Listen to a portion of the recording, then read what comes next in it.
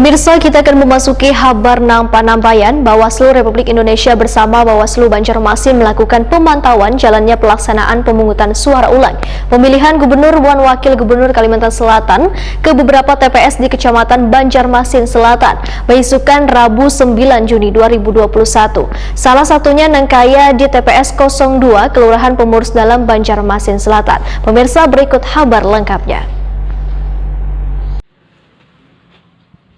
Bawaslu RI bersama Bawaslu Banjarmasin melakukan pemantauan jalannya pelaksanaan pemungutan suara ulang pemilihan Gubernur dan Wakil Gubernur Kalimantan Selatan ke beberapa TPS di Kecamatan Banjarmasin Selatan beisukan Rabu 9 Juni 2021. Salah satunya di TPS 02 Kelurahan Pemurus Dalam Banjarmasin Selatan.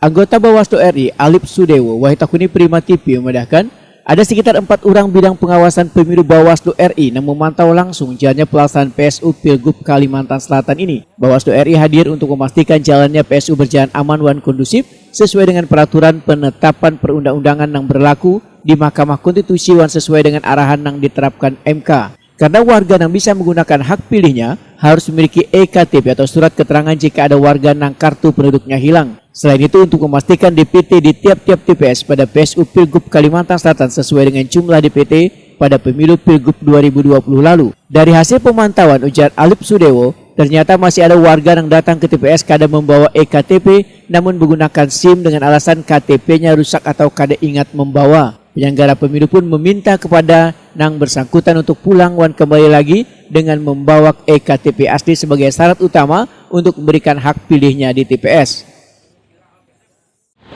Yang jelas kami dari tim Bawaslu RI hadir untuk memastikan persiapan pelaksanaan pungut hitung pemilihan suara ulang di pemilihan suara ulang gubernur di Kalimantan Selatan bisa berjalan sesuai dengan peraturan ketetapan perundang-undangan yang berlaku. Selain itu juga hasil ketetapan dari Mahkamah Konstitusi, kita memastikan bahwasannya proses pelaksanaan bisa berjalan jujur dan adil. Itu yang pertama. Yang kedua, kami juga menetapkan arahan dari Mahkamah Konstitusi bahwasannya yang bisa menggunakan hak pilih itu adalah EKTP dan ataupun surat keterangan apabila ada KTP atau surat identitas itu hilang. Selain itu juga kami memastikan DPT maupun DPTB itu bisa sesuai dengan kedudukan posisi pemilih yang bersangkutan di tiap-tiap TPS.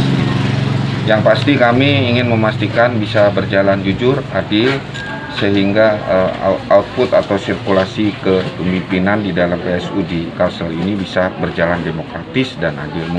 Kami pantau karena tidak sesuai dengan amanat hasil keputusan MK, misalnya contohnya harus menggunakan hak pilih itu harus menggunakan KTP, EKTP dan surat keterangan. Hanya menggunakan SIM, kita minta pulang untuk bisa memakai SIM karena kebetulan ada yang ketinggalan atau apa. Tapi kita berusaha untuk menegakkan sesuai dengan peraturan dan amanat keputusan dari Mahkamah Konstitusi.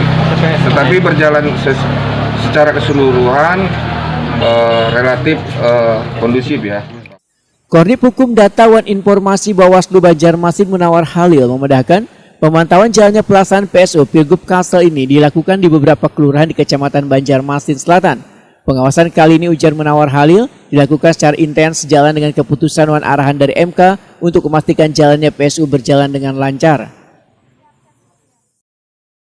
Kota Banjarmasin juga berkeliling mendampingi beliau, tapi juga sekaligus memonitor di lapangan seperti apa keadaannya, apa yang telah terjadi pada PSU yang lalu yang menjadi dalil gugatan, maka itu menjadi penguatan pengawasan kita, sehingga kita tidak ingin PSU terulang lagi.